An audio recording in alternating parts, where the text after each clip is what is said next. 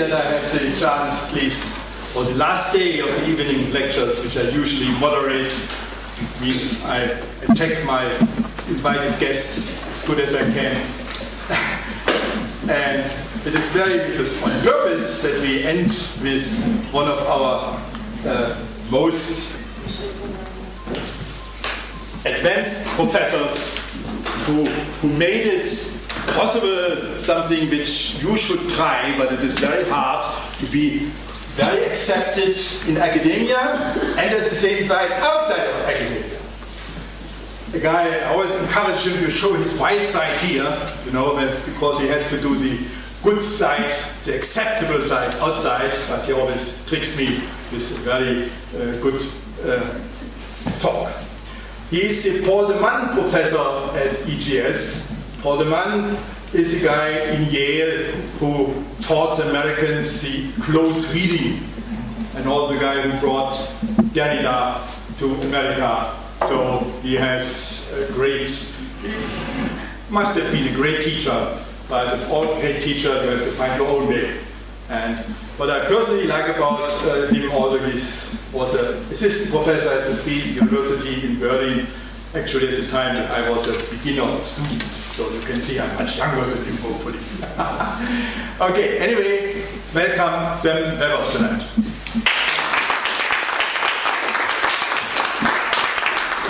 Thanks very much, Wolfgang. I'm very happy that you could be here tonight among us and at our closing session tonight.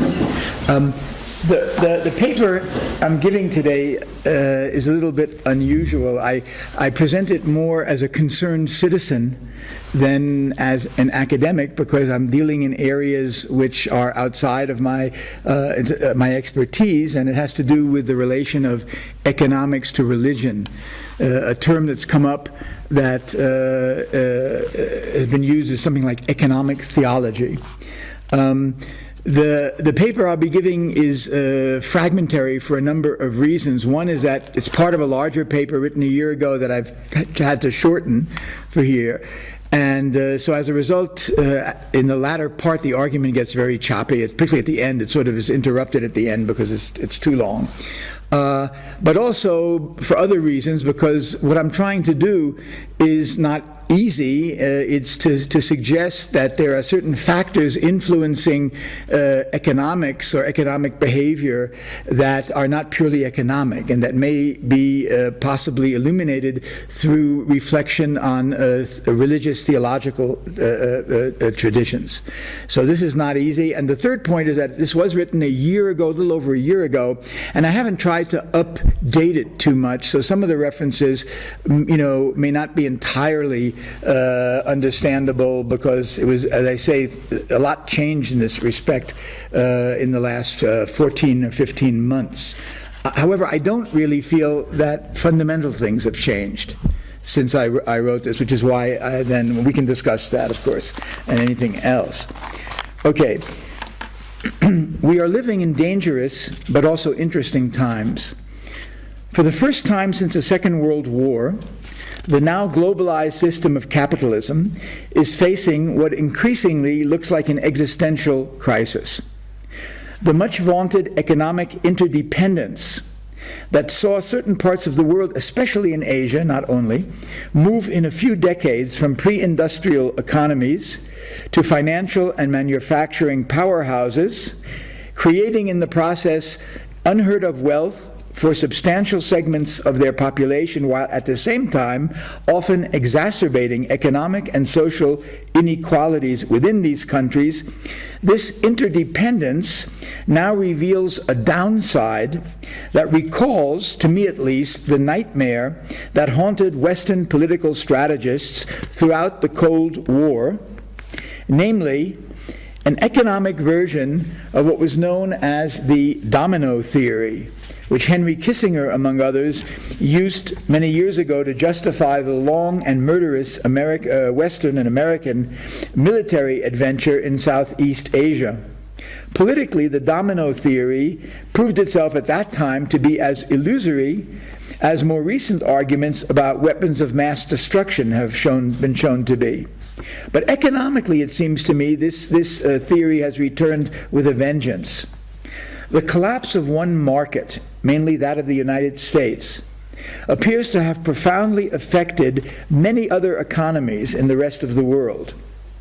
Previously advanced theories of decoupling, which argued that crises in the metropolitan countries could be withstood relatively well by emerging economies, have been, I believe, revealed to be overly optimistic. The interdependency is real enough, but it appears to have diminished rather than increased the ability of the global system to withstand the collapse of its centerpiece, the US market.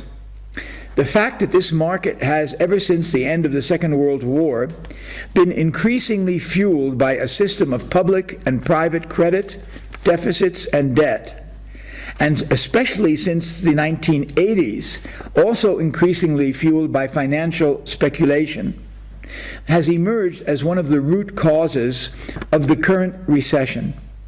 And the persistence of high rates of unemployment, despite the stimulus, increased deficit spending of the last year, in most developed economies, augurs ill, I believe, for a speedy recovery. Credit involves betting on the future, but capitalist credit involves a very special kind of wager, one that bets that the future, submitted to proper calculations, will not only prolong the past, but also surpass it. In this perspective, prices are expected to rise, but with them values, revenues, and above all, profits. Future oscillations in the market are generally regarded as largely predictable, since they are expected to repeat patterns of the past. Thus, according to this view, today's debt, if managed correctly, can turn out to be tomorrow's return. It can turn a profit.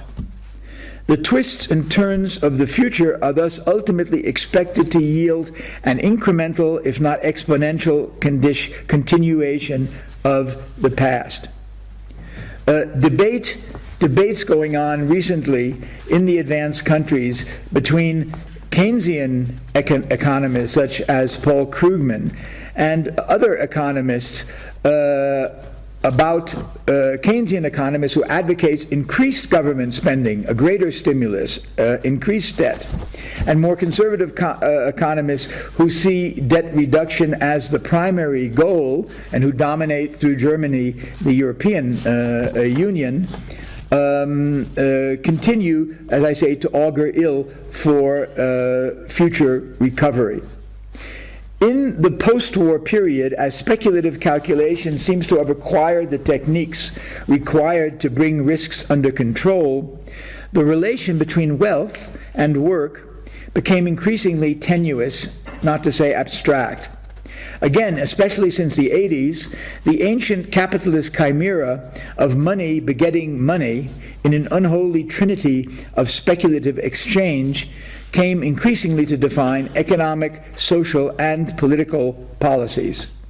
Everyone was urged, indeed compelled, to move forward, which for the consumer often meant to spend in order to save and to be saved.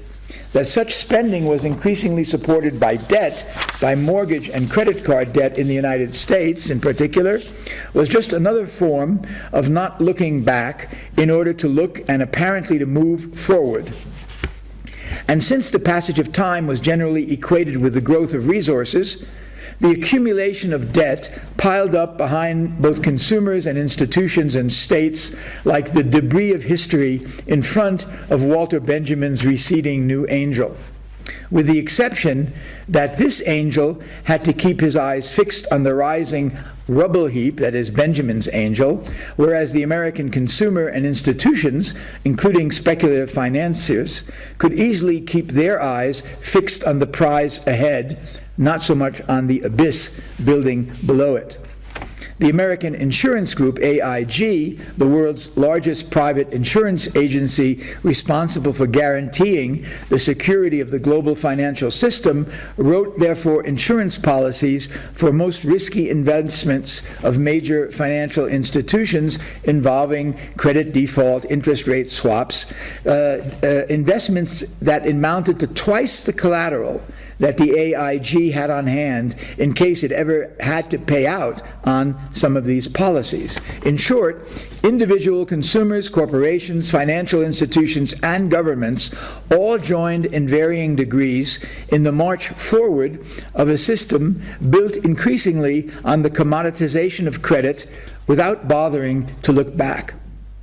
Two popular American expressions, then, seems to me to have marked the temper of these recent years and its policies. The first, justifying a certain lack of interest in the past, in anything longer than the shortest of terms at least, is the expression, "that's history."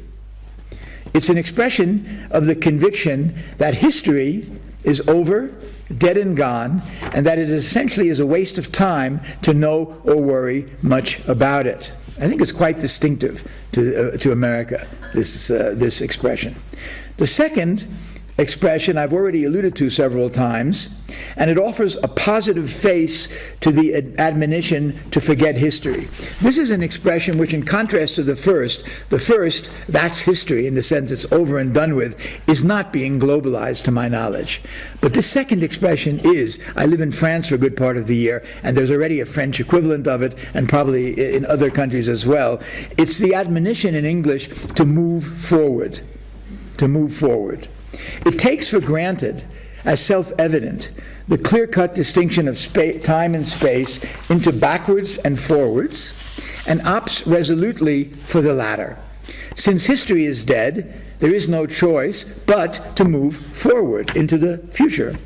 The result, however, we see today in the growing helplessness and even panic among the accredited observers of an economic crisis whose end is nowhere in sight and whose causes tend to be formulated according to the same short-term perspective that is largely responsible for the problem, namely a perspective which sees the causes in profligate public spenders and governments, in greedy speculators, in pathological and perverted financiers, in everything but in the functioning of the system as a whole. And I would just add here parenthetically that the experience now being made of the oil spill in the Gulf of Mexico, in a way I think is complementary to this. There was a recent article by somebody, a journalist in the New York Times, who is not one of my favorite writers, but I was very impressed with this article, David Brooks, who said that what was really so disturbing about this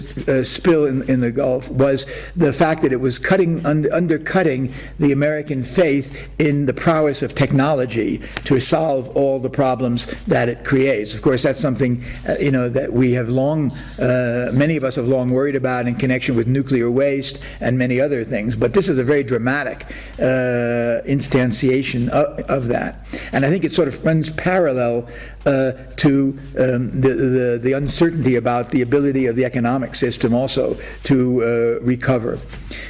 Until recently, the imperative to move forward without looking back meant that a number of events, policies, and theories that played a decisive role in 20th century history were largely banished from official economic and political discourse. These included much of associated with the Great Depression, the New Deal, Keynesian economics, but also anything resembling a socialist or Marxian systemic critique of political economy. In the face of the enormity of the financial crisis, words such as nationalization slowly began to be heard again, although remaining still largely taboo. Even today, faced with a crisis that exceeds all expectations and all analysis, a media that, in the US at least, often seeks to inflame its viewers and listeners more than to inform them, does its best to maintain these taboos and the very narrow horizon that they define. But as it becomes clearer that the problems of the day cannot be explained, much less resolved, within this consensual framework, some people turn to the past, looking for ways of understanding the enigmas and threats of the present. Since the parameters, however, of official political, social, and economic discourse, above all as vehicled in the audiovisual media, have been set so narrowly, and the taboos there so powerfully maintained, this turn to the past is moved toward avenues that are not entirely touched by these taboos. One of these, especially in the United States, is, of course, religion. There are many indications of this turn, which is complex, and which, of course, antedates by far the current financial and economic crisis. I want to mention, however, just one particular recent manifestation, since it will turn out to be of interest for some of the questions I want to raise in this talk. In its issue of February 10th, 2009, the New York Times reported that the Catholic Church had in recent years reintroduced the long-abandoned practice of granting partial and even full indulgences, a practice that had been abandoned for many years before Pope John Paul II actually permitted it once again. This practice has been sharply accelerated under Pope Benedict. The current offer, the New York Times reported, is tied to the year-long celebration of St. Paul, which continues through June of 2009. Now, for those of you not entirely familiar with this practice, it was the selling of such indulgences that provoked a certain monk from Saxony to post 95 theses on the church door of the castle of Wittenberg in 1517, proposing to start a debate on the appropriateness, not just of granting, but of the church actually selling indulgences.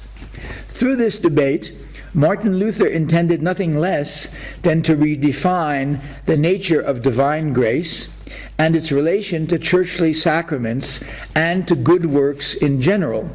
These good works included, of course, the sacraments, but also anything that could be bought and sold, money. Needless to say, Luther's hopes for a debate were fulfilled beyond his dreams. The debate divided Western Christendom, the second major split to affect Christianity following its emergence out of the Great Schism of 1054, which divided medieval Mediterranean Christendom into Eastern and Western churches. And when, some years after Luther's first challenge, the Catholic Church finally prohibited the practice of selling indulgences, it was already too late to stop the movement that was to become the Reformation, and in the 30 Years' War of Religions was to devastate the heart of Central Europe, and particularly Germany, through those wars fought on its soil, which took, I believe, about half of the civilian population with it. Now, to be sure, the recent decision of the Church to reintroduce the practice of granting indulgences does not involve their commercialization in this way. Grace is not yet a commodity in the manner of credit derivatives. But given the critical developments of the past year, and indeed of the past months and weeks, the words of Bishop Nicholas A. DiMarzio of Brooklyn take on a particular significance. When asked by a journalist, why are you, or by a parishioner actually, why are we bringing it back, that is the indulgences, his answer was simple and to the point. Because, he said, there is sin in the world. And indeed, in the epoch of Abu Ghraib, Guantanamo, Enron, WorldCom, now AEG, Bernie Madoff, Alan Stanford, etc., the presence of sin in the world is indeed difficult to ignore, not to mention the difficulties of the Catholic Church itself, nor of most of the other established institutions, not just religious or clerical, economic or political. The former president of Israel is soon, or at the time, to be officially charged with committing rape. The former prime minister of that country is under investigation for fraud. The president of Sudan under indictment as a war criminal by the International Criminal Court, whose authority Sudan, like the U.S., China, Israel, do not recognize. In this context, the Reformation attack on the institution of the church could today be extended to many of the most powerful institutions of society, public as well as private.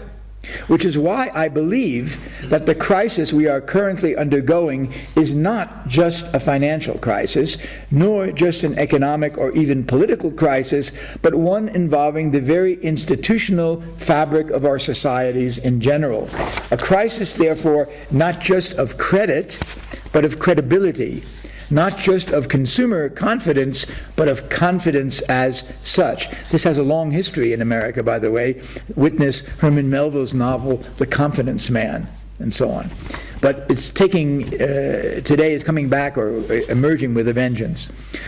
The turn or return to the religious, a term that has been, I believe, the simmering underside of secular modernity, ever since the latter presented itself as the worldly alternative to traditional revealed religion, can best be understood, perhaps, as following a logic that Freud described as the return of the repressed.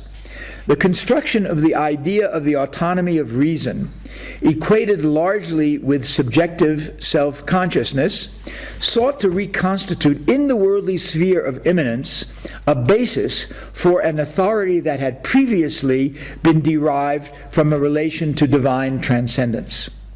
In place of the universal church that had previously provided an intermediary between that transcendence and worldly authority, the source of authority was henceforth located in the notion of the sovereign nation-state.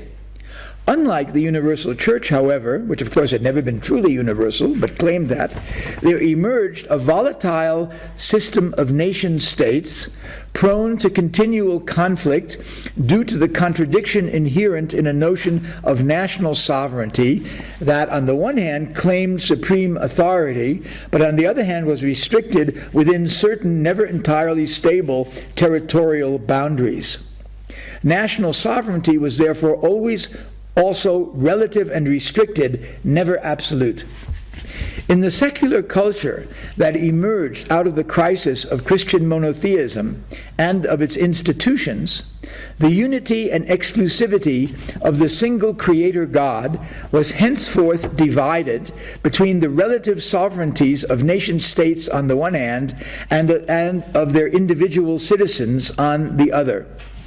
Certain universalist notions, such as the autonomy of reason or the rights of man, sought to bridge the gap and overcome this division, which, however, continued, I believe, to constitute an indispensable condition of the functioning of social and political institutions.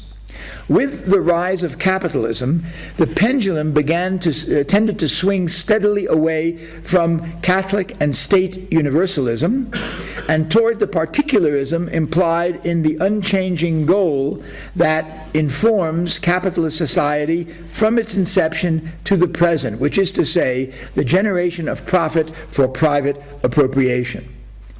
It was and is today precisely the generalization of this principle, the claim of private appropriation to absolute and universal sovereignty, that perhaps is ultimately responsible for the recurrent crises of credit and credibility, such as that we are currently undergoing. A parenthesis here. In an article in the New York Times from March 8, 2008, Frank Rich touches on this theological dimension without, however, being able to seriously interpret it. He quotes Elie Wiesel, a primary investor in and therefore victim of Bernard Madoff's Ponzi scheme. He quotes Wiesel telling a lecture audience, "We gave him everything. We thought he was God."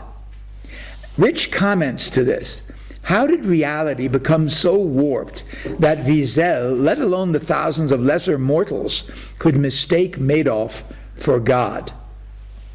It was this, and his answer, it was this crook's ability to pass for a deity that allowed his fraud to escape scrutiny. This aura of godliness, he concludes, also shielded the legal Madoffs at firms like Citibank and Goldman Sachs. That shielding has gotten a little bit thin in the meanwhile, but is still pretty solid. End of quote. If the aura, I would ask, of what Rich calls illegal and legal crooks gave them the ability to play God so effectively, it can only be because the role of the deity they assumed addressed and assuaged what Walter Benjamin, in an early essay, called the cares, torments, and apprehensions to which institutional religion in the West had traditionally sought to respond, and which in the past few centuries had become increasingly linked to earthly figures associated with the neither simply spiritual nor simply material power of money and wealth. And this is why no psychology, pathology, or ethics alone, I believe, can suffice to explain the motivation of the perpetrators of financial fraud, nor that of their victims, if this perspective is not informed by an historical horizon sensitive to the dynamics of what can be called economic theology, which is to say, of an economics that emerges from theology, that absorbs and adapts many of its concepts and goals, and increasingly tends to assume much of its authority in the modern secular world of globalized capitalism. I once had a friend and colleague who was started teaching in Geneva, and he told me that one of his most surprising experiences here in Switzerland was that his relation to his banker was like a relation to a confessor. He said, "This is, you have to be here to experience that." Now, the brief phrase I've just cited is taken from the beginning of an unfinished essay that Walter Benjamin wrote shortly after the First World War, which remains a series of more or less fragmentary notes that were then posthumously published under the title Capitalism as Religion. In these notes, Benjamin suggests that the relation between capitalism and religion, and by religion he means mainly Christianity, this relation was far closer than even Max Weber had suggested in The Protestant Ethic and the Spirit of Capitalism. Capitalism, so Benjamin, was not merely, as Weber argued, facilitated by the Calvinist version of Christianity. It developed, he argued, as the heir of Christianity as a whole. If it was to be considered a religion, Benjamin suggested, it was in two highly problematic senses. First, by addressing, as he wrote, the same cares, torments, and apprehensions to which so-called religions in the past offered answers. Note here his use of the adjective so-called. Whether these so-called religions for Benjamin truly deserve to be so-called is a question that he does not explicitly address in these notes, but other indications of writings at the time suggest that his own interest in religion called for new types of religion and not simply reform of existing institutionalized religions. Wherein these cares, torments, and apprehensions consist, Benjamin does not directly say here. We'll return to this question later. But before doing so, let me recall the second aspect that allows Benjamin to designate capitalism as itself a kind of religion. This aspect is related to its practice rather than to its theory, or its theology, or its dogma. For what distinguishes capitalism as a religion, according to Benjamin, is that its practice constitutes what he calls a cult. Long before he would use this word to designate the object out of which traditional art emerged, namely in his essay on the work of art in the age of technical reproducibility, where he distinguished between cult value and exhibition value. Long before that, some 15, 20 years before that, Benjamin here describes capitalism as the unremitting and unrelenting celebration of a cult. One which, as he adds, tolerates no holidays and no pauses, but instead lives according to the rhythm of a permanent and exhausting festival. And I can't help but be reminded here of the practice in America, which is now slowly globalizing itself, of the never-ending commercial sales that are practiced, as opposed to Europe, where you still have sales somewhat regimented and restricted to certain periods of the year. And by the way, I can't go into that here, but the theological dimension of the sale, in addition to the word save, which is very, very important, and be saved, has to do in the anxiety it appeals to in the time limit. A sale, although it's permanent, is always limited. And the consumer is said, if you don't hurry up, you're going to miss the boat. And although everyone knows that this one sale is followed by the so-called next, and even the notion of sale begins to lose its feeling because there's no fixed price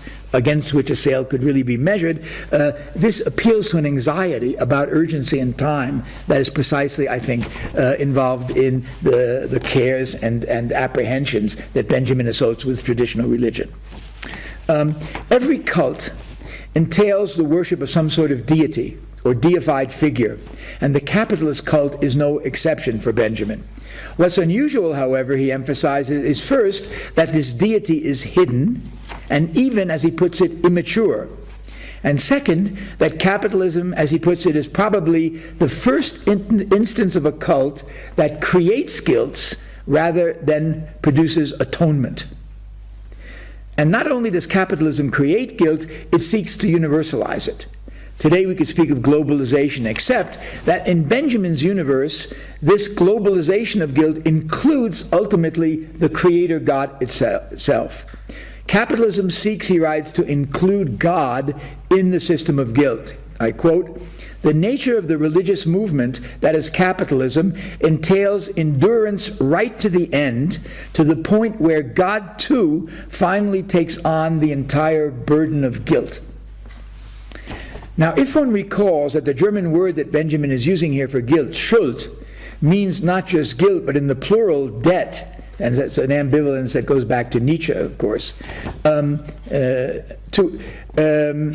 Benjamin's remarks on the relation of immanence and transcendence in capitalism as a cult take on a particularly topical ring. One aspect of that, since the writing of this, is that the highest authorities are increasingly included in the problem of guilt and debt. And we had that very recently. We had it already at the time I was writing with the default of Iceland, of state. And now we have it in the specter of what's called the default of sovereign debt. Greece, Portugal, Spain, Ireland, and so on. It hasn't happened, but the European Union is sufficiently worried about it to create a $50 billion slush fund to pacify the markets. And that by no means has eliminated the question there. In other words, the highest authorities are included in the problem of guilt and debt. Since, therefore, atonement cannot be expected, Benjamin writes, from the cult itself, that is, from its unremitting, seemingly endless celebration of itself, it must come, if it's to come at all, from a higher order. But that higher order can only be made to take an interest in atonement if it itself is drawn into the world of human debt and guilt. Its interest, one would be tempted to surmise, would then become that of saving itself. So, in other words, the European community creates a $50 billion slush fund in order to help counter the fear of sovereign debt of some of its members, and so on. The result of this relationship between the cult and that which it cultivates is, however, a mixture, which I think is characteristic today, of despair and hope. The two, however, are not necessarily opposed to one another. They coexist and often are even superimposed upon one another. As Benjamin writes, it's the expansion of despair until despair becomes a religious state of the world that sustains paradoxically the hope that this may lead to salvation. End quote. There is despair because the hope of salvation cannot be supported entirely by the cult itself, nor even by its reformation. Benjamin's use of this word demonstrates that he's thinking of the schism in Western Christianity, and therefore that he considers both strands, Protestantism as well as Catholicism, to compose the tradition out of which the cultic religion of capitalism emerges and which it to a certain extent succeeds. This same tradition, however, also thrives on despair insofar as through it is instituted a promise of salvation that requires something like an apocalyptic destruction in order to be realized. And you have many people today, at least in the United States, actually looking forward to something like an apocalypse as the salvation of a fallen world. In contributing to that destruction, destruction, the cult of capitalism thereby nurtures the hope of salvation through the increase of despair. Another quote from Benjamin, "Therein resides the unheard of historical import of capitalism. Religion no longer entails the reforming of being, but rather its demolition. The expansion of despair into a religious state of the world from which salvation is expected is the result. God's transcendence is fallen, but he is not dead. He has become involved in human destiny." End quote. Through consummate guilt and debt, God thus becomes involved in human destiny. But what exactly is that destiny in which God is involved?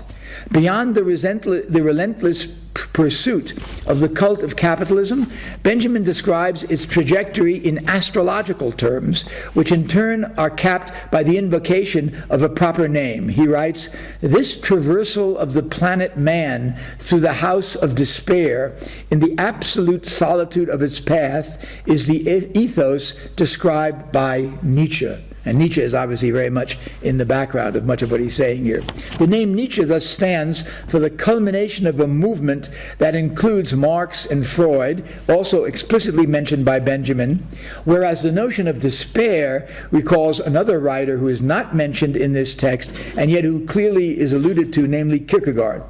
Kierkegaard, in Sickness Unto Death, interprets despair as the result of the self entrapped in the state of sinfulness. Quote, "To despair over one's sins indicates that sin has become or wants to be internally consistent. It wants nothing to do with the good, does not want to be so weak as to listen occasionally to other talk. No, it insists on listening only to itself, on having dealings only with itself. It closes itself up within itself, indeed, locks itself inside one more enclosure and protects itself against every attack or pursuit by the good by despairing over sin." That's from Sickness Unto Death. In the biblical tradition, and especially in its Christian interpretation, there is, of course, a close and intimate connection between sin and guilt, the latter being the result of the former. According to this passage from Kierkegaard, sin wants to have nothing to do with the good, wants only to listen to itself, which is to say, to a self that locks itself inside one more enclosure and protects itself against every attack by despairing over sin. It is this isolated, despairing self that in Benjamin's text determines the historical trajectory of the planet man as it traverses the house of despair in absolute solitude.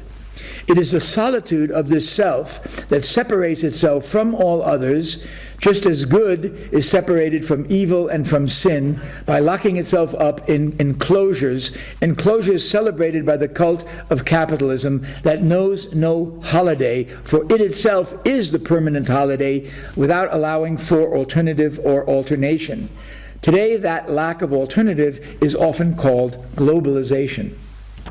The name Nietzsche thus occupies an exemplary place in Benjamin's genealogy of capitalism as religion. On the one hand, Nietzsche's thought is described by Benjamin as a grandiose expression of capitalist religious thinking.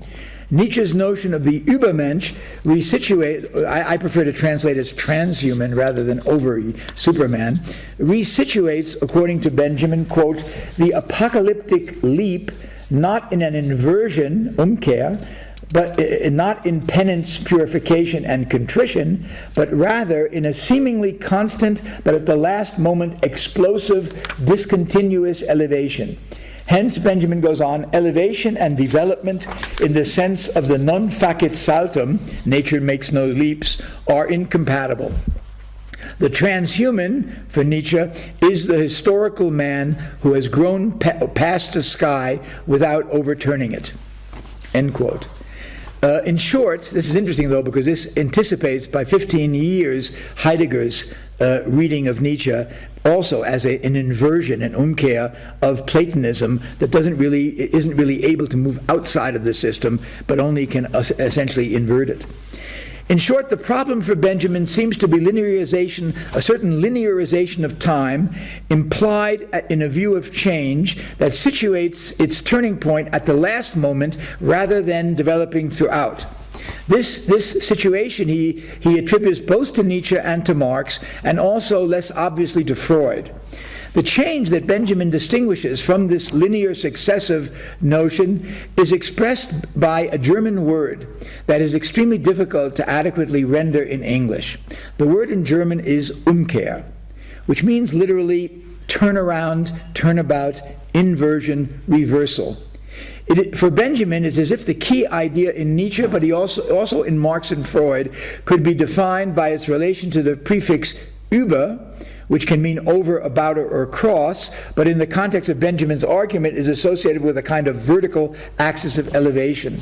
Thus, Benjamin in this text addresses a critique at Marx that he will later on reserve for German social democracy, namely that the Marxian concept of socialism is based on what he calls a not overturned capitalism, perpetuating itself through the accumulation of simple and compound interest, and thus remaining within the compound of Schuld in its demonically equivocal meaning of both guilt and debt.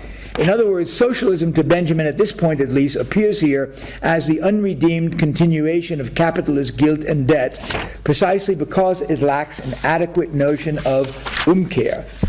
I suspect Benjamin here is closer to, at this time of writing, to a kind of anarchist position than to anything like a socialist or Marxist position.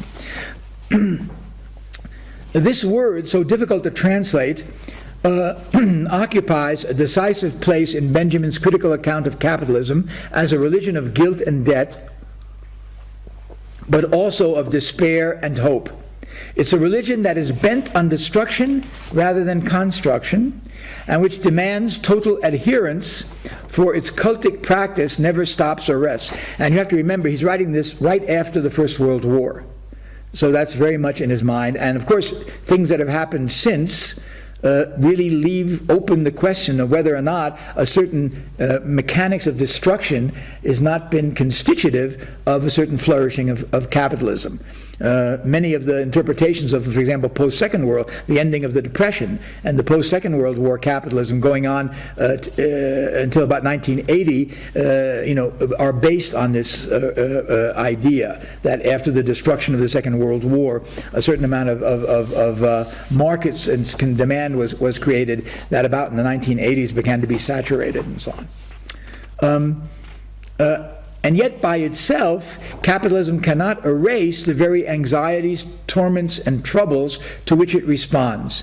Since it is incessant and all-demanding, it can perhaps distract from them and even concentrate them in hopeful despair. But a radical turn of events, a true Umkehr, lies beyond its means. What makes this word all the more fascinating and enigmatic is the fact that its significance is never elaborated by Benjamin, certainly not in this short fragment, but to my knowledge also not elsewhere either. Words later on like explosion, Sprengung, or interruption, Unterbrechung, will in his subsequent texts increasingly assume the signification that the notion of Umkehr seems to have here. But these words will also imply a shift in emphasis. For an interruption or an explosion breaks something apart, but it does not per se indicate an alternative direction. The notion of Umkehr, by contrast, the way he seems to be using it here, suggests a change of direction and at the same time a turn of events. However, already in this early fragment, the destructive element appears as a prerequisite of any radical change. Through debt and guilt, capitalism as religion demolishes being rather than reforming it. Its work of demolition sets the scene for a possible Umkehr. But it is a change that for him lies in the future, both politically and intellectually. Nietzsche, Marx, and Freud are all cited as examples of thinkers who fall short of thinking this Umkehr. Their thinking remains, therefore, within the compass of the destructive framework of capitalism as a religion, instead of seeing in it the force of a possible turn that would create alternatives. And here I have to jump over a long argument I can't hear and come to a very abrupt conclusion. Not quite, but almost.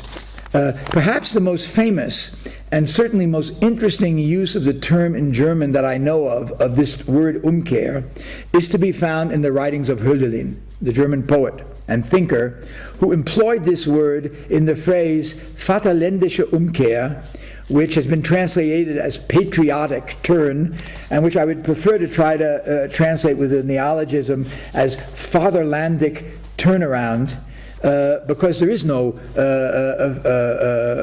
fatherland in the sense in which that term is later used at the time Hölderlin is writing, and that's not what he means by it. So without going into it any further, I'll use this unusual translation to try to distinguish, try to avoid associations that I don't believe are justified here. Hölderlin uses this in his commentary on his translation of Sophocles' Antigone, in order to describe both a turn toward the local and at the same time a radical transmutation of values that would never be either total or complete. And here's the quote from Hölderlin. For a fatherlandic turnabout is the turnabout of all kinds of representations and forms. A total turnaround in such things, as with turnabouts in general, without anything to hold on to, is not permitted to humans as cognitive beings.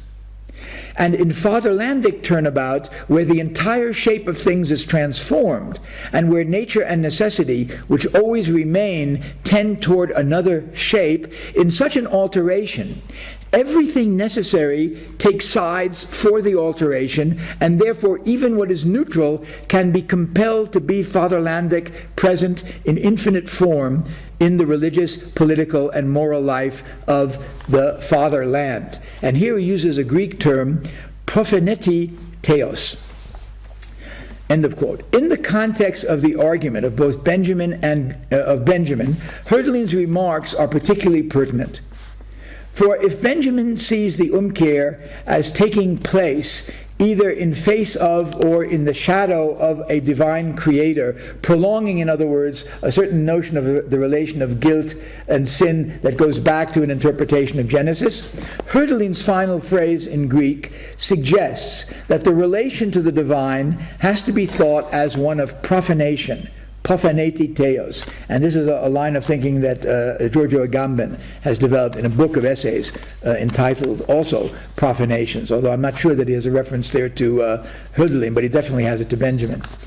The fatherlandic turnabout takes place before what can be called a profane God, because it has to move in a space that is both indefinable and yet resolutely finite. It cannot hope to return to an original source because the Umkehr involves an alteration that is so radical that it leaves no identity unturned. But if it is thereby directed to the future, it is not in the manner of the fortunate fall of classical Christianity, which sees the future as a coming full circle of what was originally present in Eden in the past.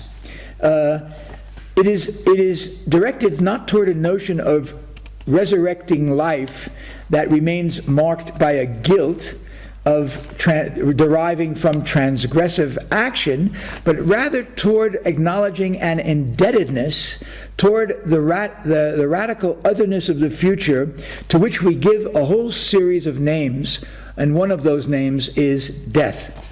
They're all metaphorical names. This turn toward a radically heterogeneous future would be one, if taken, would be one that affirms life, which is defined not in general, but from the irreducible perspective of singular living beings, and thereby which acknowledges the heterogenetical nature of life with respect to finitude. This is something which in other papers I've sort of argued is precisely not what you have in Genesis. In Genesis, you have life created in the image of an immortal deity, and it's only through the fall, as it were, and sin that human beings become mortal. This turn would entail a move not away from guilt as indebtedness, but rather as a move toward a notion of indebtedness toward a future, which would be conceived, however, not as the fulfillment or transcendence of a self-same subject, nor as its capitalization, but rather as the possibility of radical alteration. Finally, as the possibility of making way for something else. However, the movement of our societies and their economies today seems to be going in a very different direction. Thank you. I hope I haven't taken too much of your time.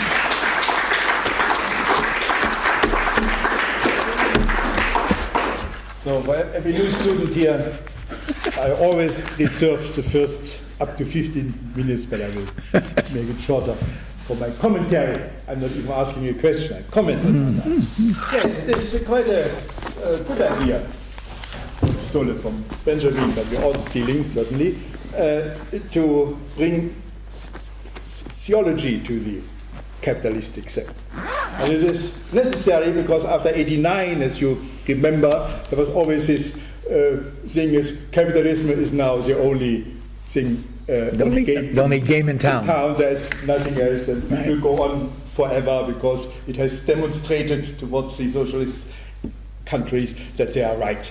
So I'm very happy that they are wrong in this optimism, and I personally have no empathy for any Madoff victim, not even for any Wiesel, you know. If you believe that you can get in any market condition 10% every year, you must be either stupid or believe in God, or both. You know. So it's not really something.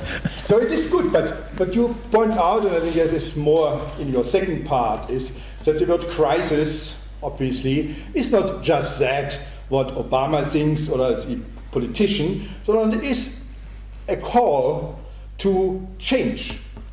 And so we should be happy to have crisis, to live in interesting times, you know, means in times in which we can fail but also win or whatever, or learn not to win and fail more in the artist's way.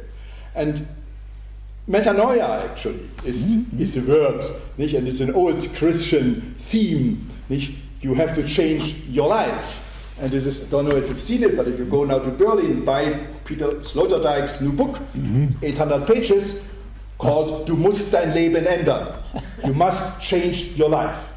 So, Peter Sloterdijk, one of the few interesting still German philosophers, I invited him to here, but he had no time yet. He had to finish the book, actually. Du musst dein Leben ändern. Yes. He's very near to the zeitgeist. He's very near to what's going on in this respect. Always has been in his books. True. That is his great gift, nicht to be so near to him. But he's also in that schuldet to Heidegger and Heideggers Kehre. Nicht? So, die Kehre in Heidegger ist nicht Umkehr, nicht? Sondern die Kehre in Heidegger ist, also Kehre again is the turning, the turn, they translated in English, but it is actually, Heidegger was a good ski fahrer, what's that in English? Skier, right, good skier. And the Kehre is actually from skiing, you know, when you, I don't know if you do it, but there are people who can do it like this. Yeah. That's a Kehre. Yes. Interesting. That means the Kehre has still the same material at hand. Yeah. It's not that something comes from nowhere to help you out here. Right. So there is a turning, and is a turning in capitalism, and that would certainly again help you out in your religious reading, nicht? Because they don't want to turn away from God, sondern they turn away in order to turn towards. Luther never wanted to interrupt, sondern wanted just the opposite. He wanted to allow us to read and have a direct connection to the Bible and to God. So, I mean this. Therefore, I think this metanoia is a remembrance of that what Hannah Arendt called natality. Our not only personal but also collective ability to make radical changes within the life we know. So the transhuman, nicht, der Übermensch as you call, you know, nowadays we have a lot of trans people, Many of them at EGS actually. Who of you have been a man or a woman before? Who cares? It is, it is the human is a trans. That is our ability to it. And we can only be happy that this is happening now in the capitalism after they told us it will all go on and don't worry. Now we can worry again. And thank you for bringing the worry back to us. Okay. I ask Christian. I know it's the last day and retired, but if you don't ask, you don't know me, I will pick you. Okay, please. Hi. Hi. I hear a lot of wealthy people in your story, and a lot of these big world global events that have sort of captured our attention in the last 10 years. But I'm wondering, where are all the silent majorities under capitalism? Where are all the people in daily life, in your perspective? Mm-hmm. It's a good question.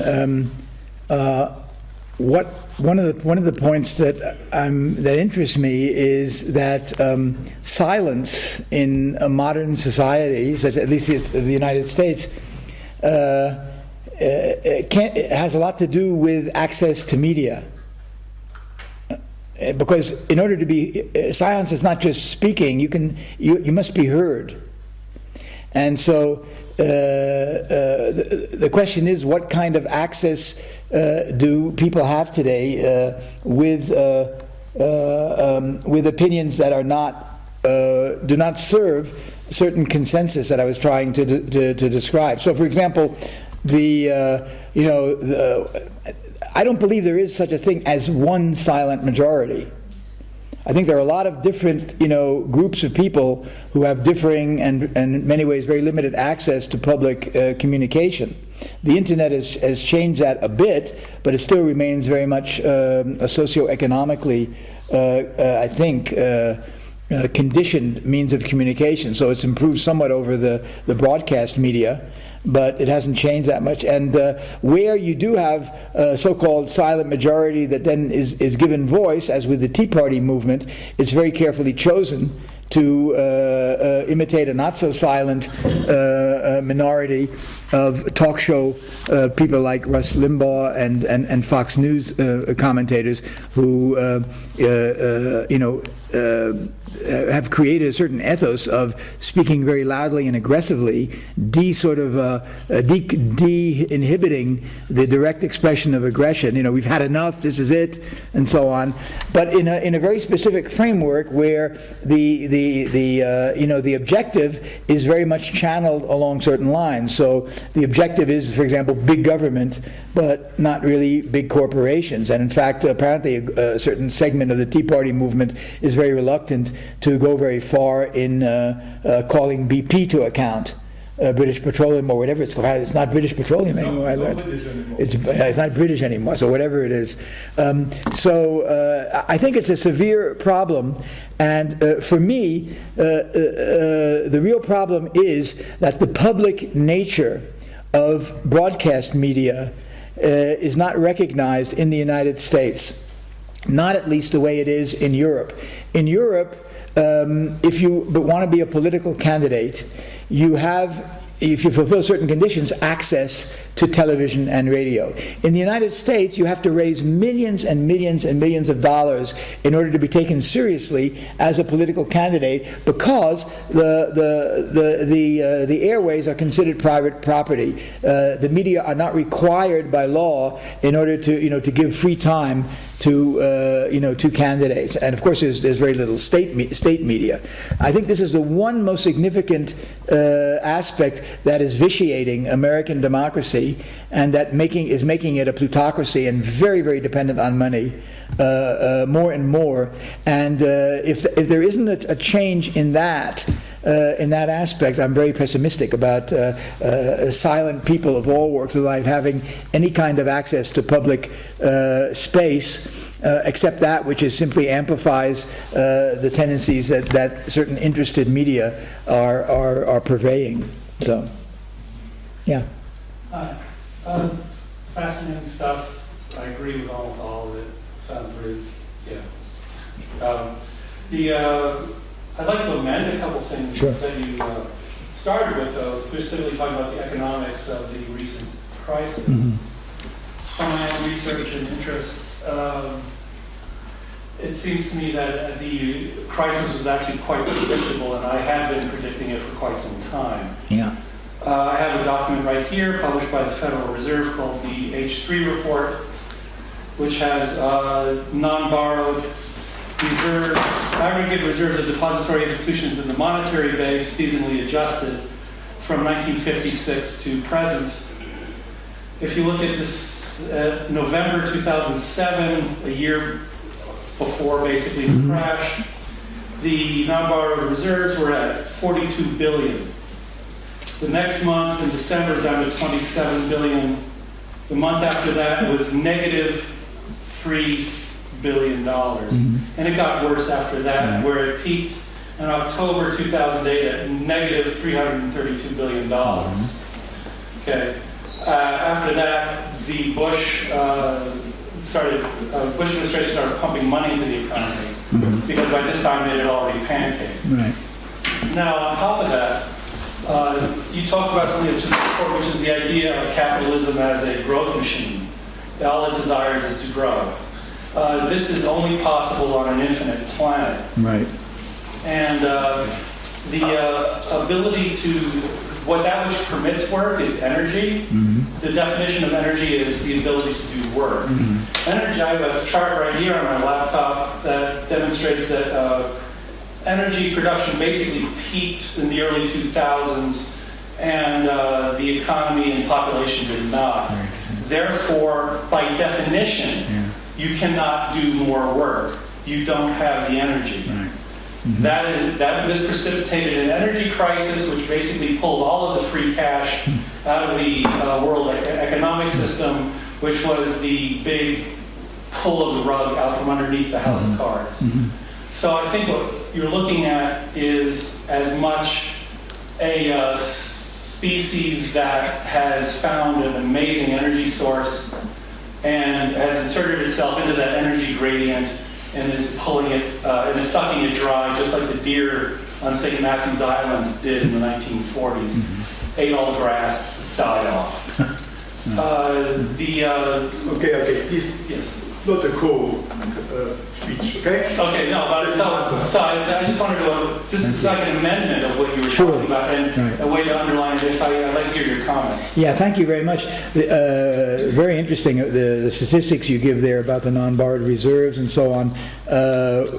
I know I didn't mean to imply at any time that there weren't people around who weren't predicting this. I think there were, for various reasons, there were a number of people who were, predicted more or less. I don't know if they predicted, they varied in their predictions about how serious the crisis would be. In that sense, there weren't that many, but there were people also who were fully, aware of the of structural problems. It's not just a conjunctural thing.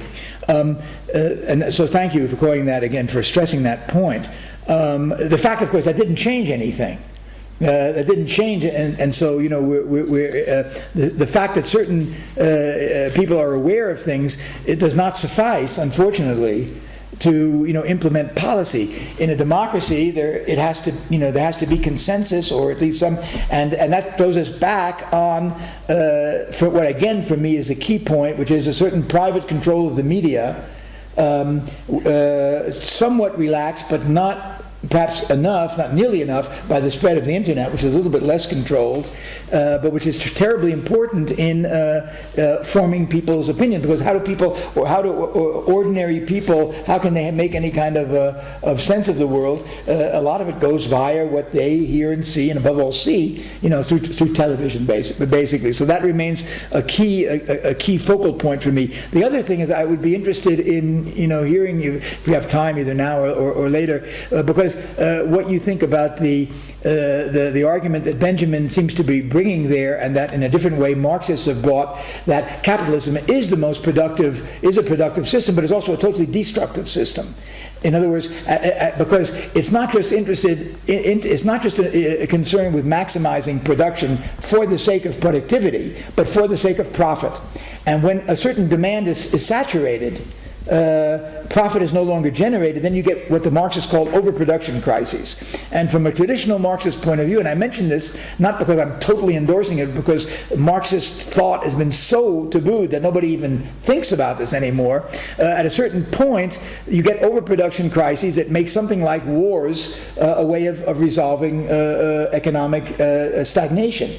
And there is an arguable argument that the Second World War functioned this way, both backwards with regard to the Depression and forwards by allowing a 20-year, let's say, or more than a 30-year growth period to the 80s. And from the 80s on, there was not sufficient demand, effective demand, available in order to support profitable manufacturing, at least in the major countries. And that therefore from that point on, the production of wealth in capitalist societies began to shift exponentially into the financial sphere. So that banks began to be investors, generators, the things that we know today, investment firms and so on and so forth. And the stock market became a generator of wealth and so on and so forth. Now, my own sense, and I'm not an economist, I'm just trying to make the best understand things which obviously are important, is that the globalization of markets changes that somewhat, but obviously it doesn't, so far it hasn't changed it enough. In other words, the enormous growth of China as a manufacturing has not gone together yet with the ability of the Chinese market to supplant the flagging American market. That's what the debate about, one of the things, the debate of the yuan and the Chinese and American foreign exchange rate is in part about. The Americans want the Chinese to start spending and consuming, and then you've got an enormous market, and then you may have, I don't know, that may be able to take up the slack for the problems in the American market, which, as far as I've been able to see, has sustained itself increasingly with a credit spiral that just couldn't go on forever. And so this breakdown that we've seen now is really the result of financing consumption in the home country, as it were, as long as possible, and then finally no longer being able to. So for me it raises a question, can other markets take the place to allow the system of not just productivity for the sake of productivity, but productivity for the sake of generating profit, because that really is that's why there's no compunction to destroying corporations through buyouts and so on if it generates profit. Traditionally, 30, 40 years ago, a serious capitalist entrepreneur was interested in longer-term investments for increasing productivity because it was compatible with profit. But at a certain point, that becomes, that seemed to become subsidiary. And in fact, buyouts and so on, speculations, which destroyed industrial manufacturing bases in lots of areas, became more of a generator of profit than traditional manufacturing and production. Steve? I'm trying to understand in what sense you take the current crisis to different from past crises of capitalism. Certainly in the Depression, the belief in the ultimate rightness of the capitalist system was challenged much more than it is now. Much more, yeah. Much more. Yeah. So I'm not sure exactly why this is different. There are only two things I can think of.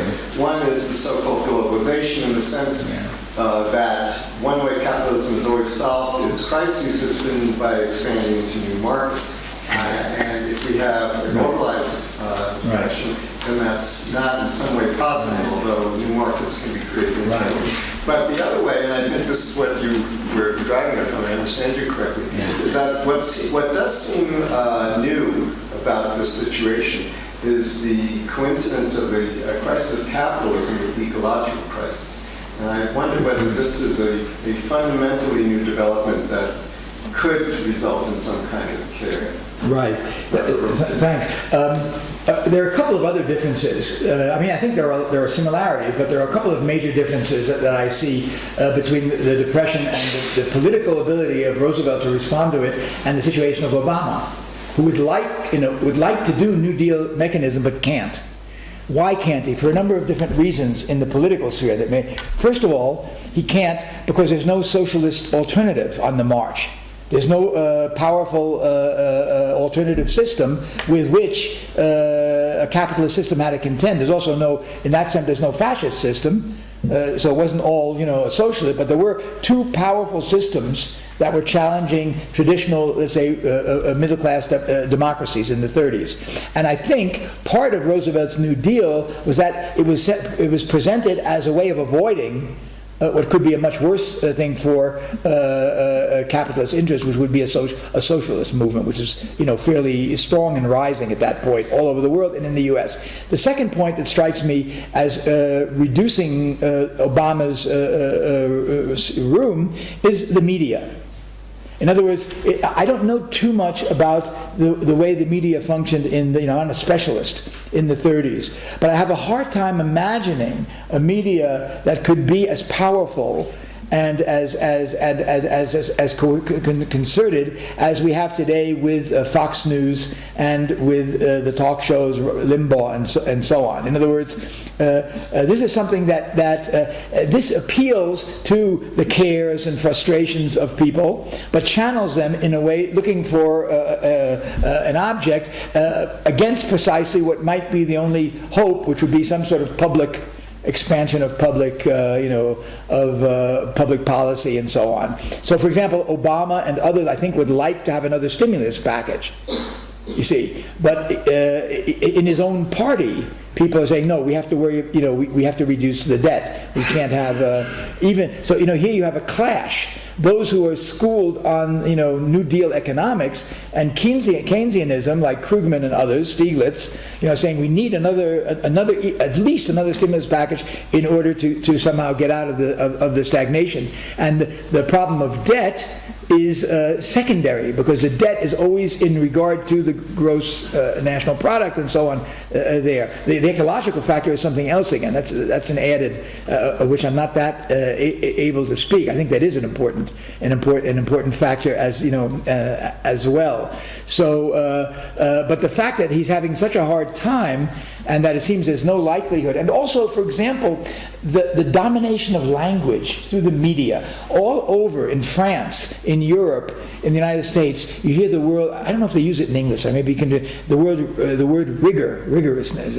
In France, they use this word. It's as if to be rigorous is to reduce the debt at all costs. It doesn't matter if it's going to strangle the fledgling, consumption that is somehow maybe necessary. But so this word rigor, and it may be the French that are using it, but it's hard to argue against something that wants to be rigorous. But rigor is identified in public discourse with deficit reduction as the ultimate priority.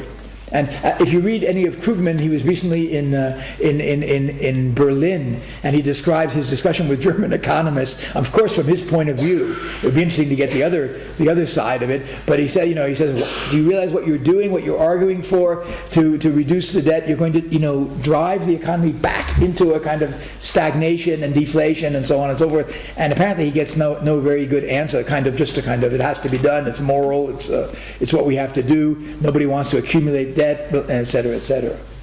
Yeah.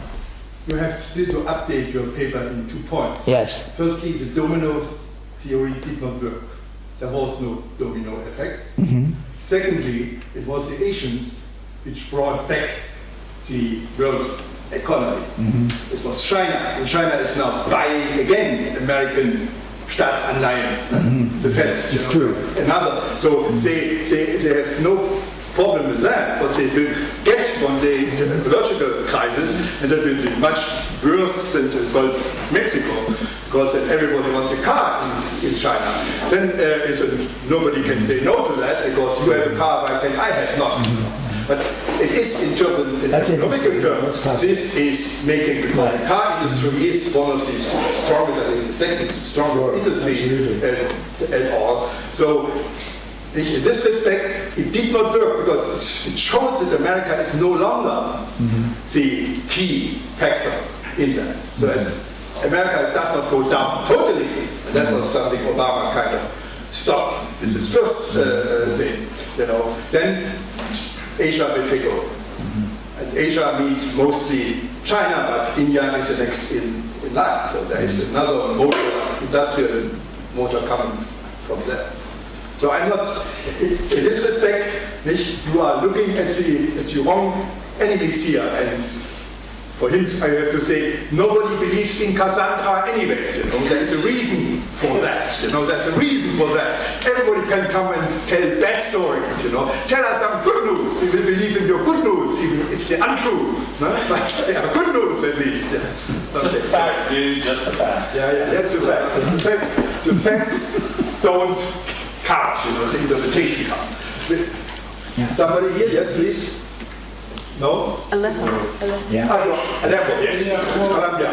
just to try to scale it down, maybe going back to the first question, because I have some friends that are into some movements of squatting in Europe, Okay. and they do celebrate very much this financial crisis. They make parties, you know, and it's coordinated with India via internet, so it's not just in Europe. Yeah. I mean, I'm just telling you some kind of the other side of the coin, which sadly is part of the same coin. Interesting. Well, I mean, a lot of people secretly or not secretly celebrate the crisis. For the financial industry, this has been a boon. I mean, for Goldman Sachs and Morgan Stanley, they've eliminated competitors, and they have very much profited on short selling and so on. So it's not as if everybody is suffering from this crisis. That's one of the problems about it. Goldman Sachs had to go in public saying we bet against our own clients. Yeah. We sell them something, we bet against it that it will fail. Yeah. And that was such a, they did not understand what the problem was. But everybody else understood, that you are sheets and con men here, and not really bankers anymore.